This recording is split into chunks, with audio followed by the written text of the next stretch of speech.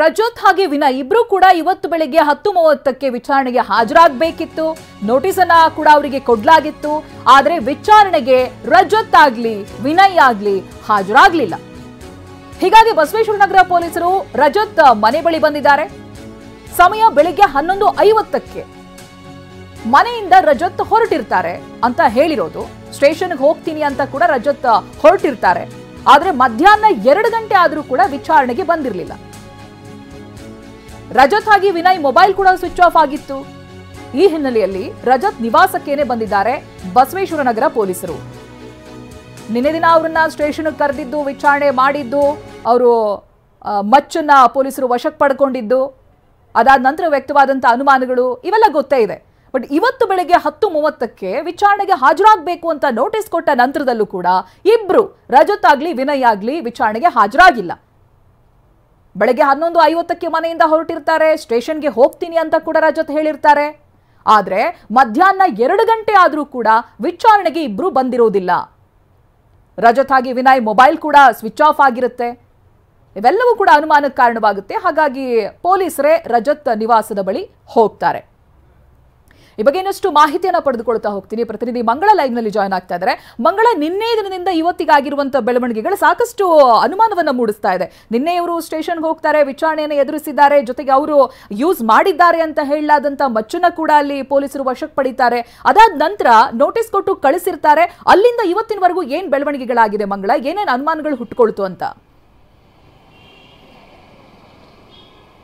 ಚೈತ್ರ, ನಿನ್ನೆ arms act ಅಡಿಯಲ್ಲಿ ಅವರಿಬ್ಬರನ್ನ arrest ಮಾಡಲಾಗಿತ್ತು, ಅಂದರೆ ರಜತ್ ಅವರು ವಿನಯ್ ಅವರನ್ನು. ಸೊ ಹೀಗಾಗಿ ನಿನ್ನೆ ಮಧ್ಯರಾತ್ರಿವರೆಗೂ ಬಸವೇಶ್ವರ ನಗರ ಠಾಣೆ ಪೊಲೀಸರು ಅವರನ್ನು ವಿಚಾರಣೆ ನಡೆಸಿ ಅವರಿಗೆ ಒಂದು ನೋಟಿಸನ್ನು ಕೊಡ್ತಾರೆ. ಜೊತೆಗೆ ಏನೆಲ್ಲ ನಿನ್ನೆ ಆಯಿತು, ಆ ರೀಲ್ಸಲ್ಲಿ ಹೇಗೆ ಮಾಡಿದ್ರಿ, ಎಲ್ಲಿ ಮಾಡಿದ್ರಿ ಅನ್ನೋ ಎಲ್ಲ ವಿಚಾರಣೆಯನ್ನು ನಡೆಸ್ತಾರೆ. ಅವ್ರು ಹೇಳ್ತಾರೆ ಅದು ಫೈಬರ್ ಮಚ್ಚು ಅಂತ ಹೇಳ್ಬಿಟ್ಟು ಆ ಮಚ್ಚನ್ನು ಕೂಡ ಪೊಲೀಸರು ವಶಕ್ಕೆ ಪಡ್ಕೊಳ್ತಾರೆ. ಆದರೆ ಆ ಮಚ್ಚು ಮತ್ತು ಅವರು ರೀಲ್ಸ್ ಮಾಡಿರೋ ಮಚ್ಚನ್ನು ನೋಡಿದಾಗ ಎರಡಕ್ಕೂ ಒಂದು ರೀತಿ ಸಿಮಿಲಾರಿಟೀಸ್ ಇರೋದಿಲ್ಲ. ಆದರೂ ಅವ್ರಿಗೆ ಗೊತ್ತಾಗೋದಿಲ್ಲ ಆ ಕ್ಷಣದಲ್ಲಿ ಪೊಲೀಸರಿಗೆ. ಹೀಗಾಗಿ ಅವರಿಬ್ಬರಿಗೂ ಕೂಡ ಒಂದು ವಾರ್ನ್ ಮಾಡಿ ನೋಟಿಸ್ ಅನ್ನ ಕೊಟ್ಟು ಅವರಿಬ್ಬರನ್ನ ನಾವು ಕರೆದಾಗ ಬರಬೇಕು ಅಂತ ಹೇಳಿ ಕಳಿಸಿ ನಿನ್ನೆ ಮಧ್ಯರಾತ್ರಿ ಇಬ್ಬರನ್ನ ಕೂಡ ರಿಲೀಸ್ ಮಾಡುವಂಥದ್ದು ಬಸವೇಶ್ವರ ನಗರ ಪೊಲೀಸ್ ಠಾಣೆಯಿಂದ. ಆದರೆ ಇವತ್ತು ಬೆಳಗ್ಗೆ ಏನು ಡೆವಲಪ್ಮೆಂಟ್ ಆಗಿದೆ ಅಂತಂದ್ರೆ ಸಾಕಷ್ಟು ಒಂದಷ್ಟು ಆ ಮಚ್ಚು ಏನಿದೆ, ಅವರು ಕೊಟ್ಟಿರೋ ಮಚ್ಚು ಮತ್ತೆ ಪೊಲೀಸರು ಜಪ್ತಿ ಮಾಡೋರೋ ಮಚ್ಚು ಏನಿದೆ ಅದು ಮತ್ತೆ ಈ ರೀಲ್ಸ್ ಅಲ್ಲಿ ಅವರು ಬಳಕೆ ಮಾಡಿರುವಂತ ಮಚ್ಚನ್ನ ನೋಡಿದಾಗ ಒಂದಕ್ಕೊಂದು ಸಿಮಿಲಾರಿಟೀಸ್ ಆಗೋದಿಲ್ಲ.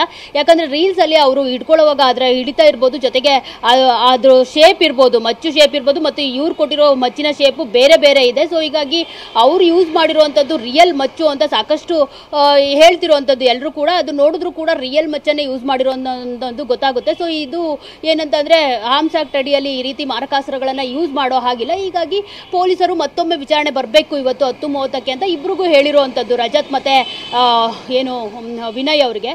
ಆದ್ರೆ ಅವರಿಬ್ರು ಬೆಳಗ್ಗೆಯಿಂದ ಪೊಲೀಸರು ಅವರನ್ನ ಸಂಪರ್ಕ ಮಾಡೋದಕ್ಕೆ ಟ್ರೈ ಮಾಡ್ತಿದ್ದಾರೆ, ಮತ್ತೆ ವಿಚಾರಣೆ ನಡೆಸೋದಕ್ಕೆ ನೀವು ಬರಬೇಕು ಅಂತ ಹೇಳ್ತಿದ್ದಾರೆ. ಆದ್ರೆ ಇಬ್ರು ಕೂಡ ಸ್ವಿಚ್ ಆಫ್ ಅನ್ನ ಮಾಡ್ಕೊಂಡಿರುವಂತದ್ದು ತಮ್ಮ ಮೊಬೈಲ್ ಅನ್ನ, ಜೊತೆಗೆ ಯಾರ ಸಂಪರ್ಕಕ್ಕೂ ಕೂಡ ಅವರು ಸಿಕ್ಕಿಲ್ಲ. ಆದ್ರೆ ಪೊಲೀಸರ ವಿಚಾರಣೆಗೆ ಹೋಗದೆ ಬೆಳಗ್ಗೆ 11:50ಕ್ಕೆ ರಜತ್ ಅವರು ಅವ್ರ ಮನೆಯಿಂದ ಗಾಬರಿಯಲ್ಲಿ ಒಂದು ರೀತಿ ಅವರು ಎಲ್ಲೋ ಹೋಗ್ತಿದೀವಿ ಅನ್ನೋ ತರ ಅವರು ಗಾಬರಿಯಲ್ಲಿ ಹೋಗುವಂಥದ್ದು, ಅಂದ್ರೆ ಲೈಕ್ ಅವರ ಒಂದು ಏನಿರುತ್ತೆ ಕಾರ್ ಹತ್ಕೊಂಡು ಹೋಗ್ತಿರ್ಬೇಕಿದ್ರೆ ಲೈಕ್ ಏನೋ ಭಯಪಟ್ಟಂಗೆ ಹೋಗ್ತಾ ಇದ್ರು. ಅಂದ್ರೆ ಇವತ್ತು ಅವರಿಗೆ ಗೊತ್ತಾಗೋಗಿರುತ್ತೆ, ಪೊಲೀಸರು ವಿಚಾರಣೆ ಮಾಡ್ತಾರೆ, ನಾವು ಕೊಟ್ಟಿರೋ ಸಾಕ್ಷಿ ನಾಶ ಅಂದ್ರೆ ಅವ್ರು ಕೊಟ್ಟಿರೋ ಸಾಕ್ಷಿ ಸರಿ ಇಲ್ಲ, ಹೀಗಾಗಿ ಅರೆಸ್ಟ್ ಮಾಡೋ ಎಲ್ಲ ಚಾನ್ಸಸ್ ಇದೆ ಅಂತ ಗೊತ್ತಾಗಿದ ತಕ್ಷಣ ಅವರು ಮನೆಯಿಂದ ಎಸ್ಕೇಪ್ ಆಗಿರುವಂಥದ್ದು ಆ ವಿಡಿಯೋಗಳಲ್ಲಿ ಕಂಡು ಬರುತ್ತೆ. ನಾವು ಕೂಡ ಕೇಳ್ತೀವಿ ಅವರನ್ನ. ಅವರು 11:50ಕ್ಕೆ ಮನೆಯಿಂದ ಹೊರಡೋಗ ಅವ್ರು ಹೇಳುವಂಥದ್ದು, ನಾನು ಬಸವೇಶ್ವರ ನಗರಲ್ಲೇ ರಜತ್ ಅವ್ರ ಮನೆ ಕೂಡ ಇರುವಂಥದ್ದು, ನೆಕ್ಸ್ಟ್ ರೋಡೇ ಪೊಲೀಸ್ ಸ್ಟೇಷನ್. ಸೊ ಹೀಗಾಗಿ ನಾನು ಪೊಲೀಸ್ ಸ್ಟೇಷನ್ ಹತ್ರ ಹೋಗ್ತಿದ್ದೀನಿ, ನಾನು ಬಂದು ಆ ನಂತರ ಮಾಧ್ಯಮಗಳಿಗೆ ರಿಯಾಕ್ಟ್ ಮಾಡ್ತೀನಿ ಅನ್ನೋಂತ ಹೇಳ್ಬಿಟ್ಟು ರಜತ್ ಅವರು ಮನೆಯಿಂದ ಹೊರಡ್ತಾರೆ. ಆದ್ರೆ ಅವರು ಪೊಲೀಸ್ ಸ್ಟೇಷನ್ಗೆ ಹೋಗಿಲ್ಲ,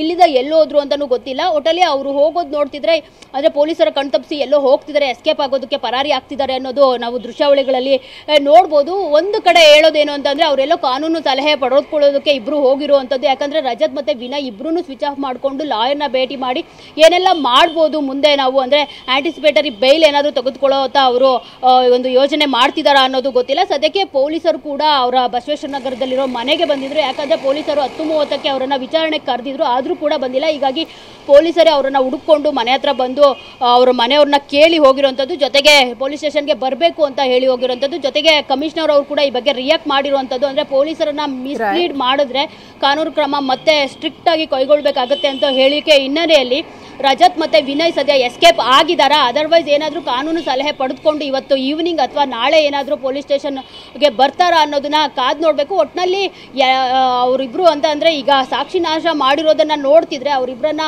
ಪೊಲೀಸರು ವಶಕ್ಕೆ ಪಡೆಯುವಂತ ಮತ್ತೆ ಅರೆಸ್ಟ್ ಮಾಡುವಂತ ಎಲ್ಲ ಚಾನ್ಸಸ್ಗಳು ಕೂಡ ಇದೆ ಅಂತ ಹೇಳಲಾಗ್ತಿದೆ. ಚೈತ್ರ, ಓಕೆ, ಥ್ಯಾಂಕ್ ಯು ಮಂಗಳ. ಮಾಹಿತಿಗಾಗಿ ನೀವು ದೃಶ್ಯದಲ್ಲಿ ಗಮನಿಸ್ತಾ ಇದ್ರಿ. ಇದ್ರ ಬಗ್ಗೆ ನಮ್ಮ ಪ್ರತಿನಿಧಿ ಮಂಗಳ ಹೇಳ್ತಾ ಇದ್ರು. ಯಾವಾಗ ಅವರು ಮನೆಯಿಂದ ಹೊರಡ್ತಾರೋ ರಜತ್, ಆಗ ನಾವು ಪ್ರಶ್ನೆ ಮಾಡಿದ್ವಿ. ಆಗ ಅವ್ರು ಹೇಳಿರೋದು ಬಸವೇಶ್ವರನಗರ ಠಾಣೆ ಹತ್ರನೇ ವಿನಯ್ ಮನೆ ಇರೋದು, ನಾವು ಅಲ್ಲಿಂದ ಸ್ಟೇಷನ್ಗೆ ಹೋಗ್ತೀವಿ ಅಂತ ಹೇಳ್ತಾರೆ. ಆದ್ರೆ ಪೊಲೀಸರು ಹೇಳೋ ಪ್ರಕಾರ ಬೆಳಿಗ್ಗೆ ಮಧ್ಯಾಹ್ನ 2 ಗಂಟೆವರೆಗೂ ಕೂಡ ಸ್ಟೇಷನ್ಗೆ ಬಂದಿಲ್ಲ. ಹಾಗಾಗಿನೇ ಪೊಲೀಸರು ರಜತ್ ಮನೆಗೆ ಬರಬೇಕಾದಂತ ಪರಿಸ್ಥಿತಿ ನಿರ್ಮಾಣ ಆಗುತ್ತೆ. ಕಾರಣ ಅವರು ನಿನ್ನೆ ಸಬ್ಮಿಟ್ ಮಾಡಿರುವಂತ, ನಿನ್ನೆ ದಿನ ಪೊಲೀಸರು ವಶಕ್ಕೆ ಪಡೆದುಕೊಂಡಿರುವಂತ ಈ ಮಚ್ಚು, ಆ ವ್ಯತ್ಯಾಸವನ್ನ ನೀವು ಸ್ಪಷ್ಟವಾಗಿ ಗಮನಿಸಬಹುದು. ಎಂಥವರಿಗಾದ್ರೂ ಗೊತ್ತಾಗುತ್ತೆ. ವ್ಯತ್ಯಾಸಗಳು ತುಂಬಾ ಇದೆ. ರೀಲ್ಸ್ನಲ್ಲಿ ರಜತ್ ಹಾಗೆ ವಿನಯ್ ಬಳಸಿರುವಂತಹ ಮಚ್ಚು, ಹಾಗೆ ನಿನ್ನೆ ದಿನ ವಿಚಾರಣೆಗೆ ಹೋಗಿದ್ರಲ್ಲ ಆ ಸಂದರ್ಭ ಅವರು ತೆಗೆದುಕೊಂಡು ಹೋಗಿ ಪೊಲೀಸರಿಗೆ ಕೊಟ್ಟಂತ ಮಚ್ಚು, ಎರಡೂ ಕೂಡ ಬಹಳಷ್ಟು ವ್ಯತ್ಯಾಸ ಇದೆ. ನೋಡಿ, ನೀವು ಆ ಹ್ಯಾಂಡಲ್ ಅನ್ನ ಗಮನಿಸಬಹುದು. ವ್ಯತ್ಯಾಸ ಒಂದು ಅಂತ ಏನ್ ನಾವು ಮಾರ್ಕ್ ಮಾಡಿ ತೋರಿಸ್ತಾ ಇದೀವಲ್ಲ ಎರಡೂ ಮಚ್ನಲ್ಲಿ, ಅದು ಹ್ಯಾಂಡಲ್ ನೋಡಿ ಎಷ್ಟು ಲಾಂಗ್ ಆಗಿದೆ. ಫೈಬರ್ ಮಚ್ ಅಂತ ಏನ್ ಹೇಳಲಾಗ್ತಾ ಇದೆ ಅದರ ಒಂದು ಹ್ಯಾಂಡಲ್ ಎಷ್ಟು ಲಾಂಗ್ ಆಗಿದೆ. ಜೊತೆಗೆ ಅವರು ರೀಲ್ಸ್ಗಾಗಿ ಮಾಡಿರುವಂತ ಹಿಡಿದಿರುವಂತ ಮಚ್ನ ಹ್ಯಾಂಡಲ್ ತುಂಬಾನೇ ಚಿಕ್ಕದಿದೆ. ಆಮೇಲೆ ಇನ್ ಎರಡನೇ ವ್ಯತ್ಯಾಸ ನೀವು ಗಮನಿಸಿದ್ರೆ ಅದರ ಅಗಲ ಇದೆಯಲ್ಲ, ಮಚ್ನ ಅಗಲ, ಅದು ರೀಲ್ಸ್ಗೆ ಬಳಸಿರೋದ್ರಲ್ಲಿ ಜಾಸ್ತಿ ಇದೆ. ಜೊತೆಗೆ ಅದು ತುಂಬಾ ಹಳೇದು, ಒಂಥರ ತುಕ್ಕು ಹಿಡಿದಿರೋ ರೀತಿ ಕಾಣಿಸ್ತಾ ಇದೆ ನಿಮಗೆ. ಮತ್ತೊಂದು ಫೈಬರ್ ಮಚ್ ಅಂತ ಏನ್ ಪೊಲೀಸ್ಗೆ ಅವ್ರು ಕೊಟ್ಟಿದ್ದಾರೆ ಅದು ತುಂಬಾ ಸಪೂರ್ವಾಗಿದೆ. ಆಮೇಲೆ ಅದರ ತುದಿಯನ್ನ ಗಮನಿಸಿದಾಗ, ಎರಡನೇ ವ್ಯತ್ಯಾಸ ಹೇಳಿದೆ ನಾನು. ಇನ್ನೊಂದು ವ್ಯತ್ಯಾಸ ನಾವು ಗಮನಿಸಿದ್ರೆ ಕೊನೆಯದಾಗಿ ಮಚ್ನ ತುದಿ ತುಂಬಾ ದಪ್ಪವಾಗಿದೆ.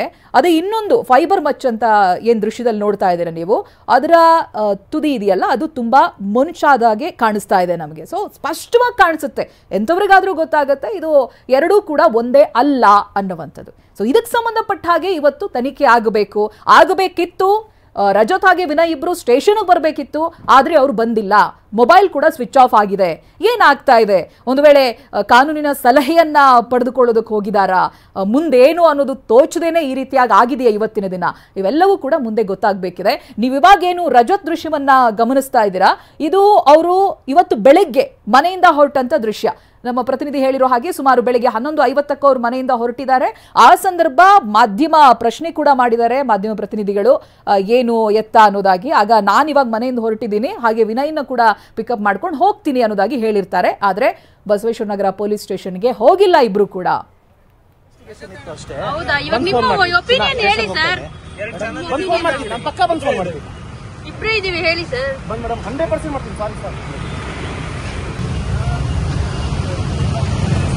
ಸರ್ ಬೈಕ್ ಕೊಡಿ ಸರ್, ಬಂದು ಫೋನ್ ಮಾಡ್ತೀರಿ, ಇಲ್ಲೇ ಇರ್ತೀರಾ?